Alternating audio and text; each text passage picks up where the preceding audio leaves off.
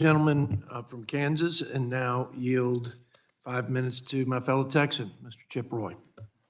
Thank the chairman. Thank the witnesses for being here today.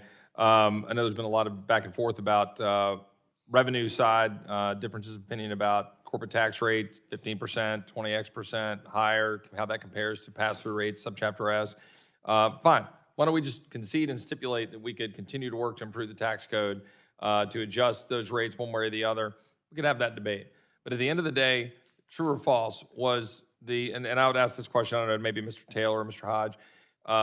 This last year was our overall tax revenue brought into the Treasury as a percentage of GDP at a relative historic high, at 19.6%, close to 20%. Are we not talking about a relative historic high for our nation in terms of revenues as a percentage of economic output? Right. So what we're talking about here when we hear a question, and Mr. Walker, you just speculated, and I agree with what you're saying on energy and other issues, saying, well, we're going to have more revenue.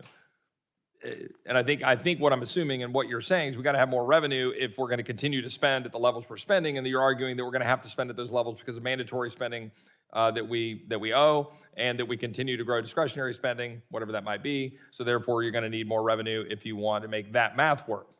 But I think it's really important for the American people to understand, and I just want to double down on this, that for the record, for the American people to understand, we're at 19.6%, almost 20% of relative amount of inflow revenue to the Treasury as a percentage of GDP, and we have, for the most part, give or take a few decimal points, never been higher than that. Post-World War II, at the beginning of our country now. True or false? I just want to make sure we're agreement on that. One time, 2000 was the peak. We were over 20% of GDP. But just slightly, correct? That's correct. That's correct. Say that again, Mr. Taylor. I'm sorry, Mr. That was an accident in 2000 because of it was the internet bubble, drove up capital gains rates and so forth. So Right. it was pure accident. Right. So to the point, though, being at the relative level, 20%, with that and agreed that there was a spike there at the end of the dot-com boom in the 90s where that all kind of collided, and we were able to get to a point there where we obviously had zero deficits, right? The reason that is so critical is because everything we're talking about here, we're talking about revenue side, we have got to maintain economic growth, right? You guys have talked about that. Nothing we're talking about here, zero, will do anything relative to economic growth.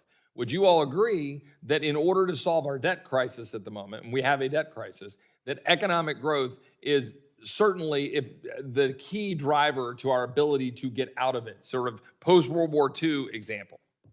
Go ahead, Mr. Walker. We ought to focus on debt to GDP. That's what matters, not balanced budgets, debt to GDP. So you grow the denominator faster than the numerator, okay? And by the way, that was the #1 principle that a supermajority, over 90% of registered voters agreed to. But if I can get to the point, though, on economic growth, Mr. Taylor, Mr. Hodge, do you agree economic growth is the key driver for our ability to get out of the debt crisis we're in now? Absolutely. That's in my written testimony, oral testimony. It's so important. In order to achieve economic growth, is it better or worse to have a larger federal bureaucracy? Oh, goodness, no. Right now, we have a government that's draining the private sector of productive capital, and it's dragging down the U.S. economy. And until we reverse that, we are not going to have the growth that we really deserve and really need to get out of this debt crisis. So as we look ahead and recognize the need to deal with mandatory spending, and I invite any one of my Democrat colleagues to sit down at a table and address mandatory spending rather than just giving speeches about it and giving commercials about it, but put that as a conversation that needs to be dealt with on a bipartisan basis. True or false, if we're going to address what we need to do to get economic growth and deal with spending in order to combat inflation, would it make sense for us to currently go back and restrain Leviathan and go reduce the size and scope of the overall federal bureaucracy and discretionary spending right now, and go take some of those dollars that have already been committed in some of the student loans, go take some of those dollars sitting over at Interior or EPA and other places where they're using that as regulations to strangle economic growth and opportunity, constrain that in order to get the American people freed up? Would that do more to deal with inflation by constraining spending, put us on a path to save 3 or 4 trillion over 10 years, and then create economic growth by getting Leviathan out of the way? I would ask you all to give quick answers on that because my time's just about out.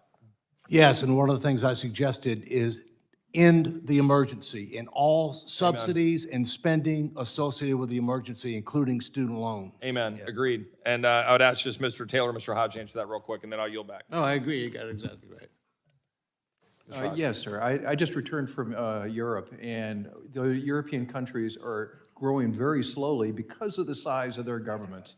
And we're inching toward that level ourselves, and we're going to have the same economic outcome. Thank you, gentlemen. Thank you for being here.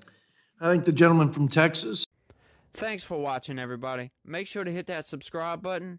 Turn on your notifications so every time I put out a video, you can know about it. It'll come up in your feed. Hit that like button if you liked it. And be positive. Peace.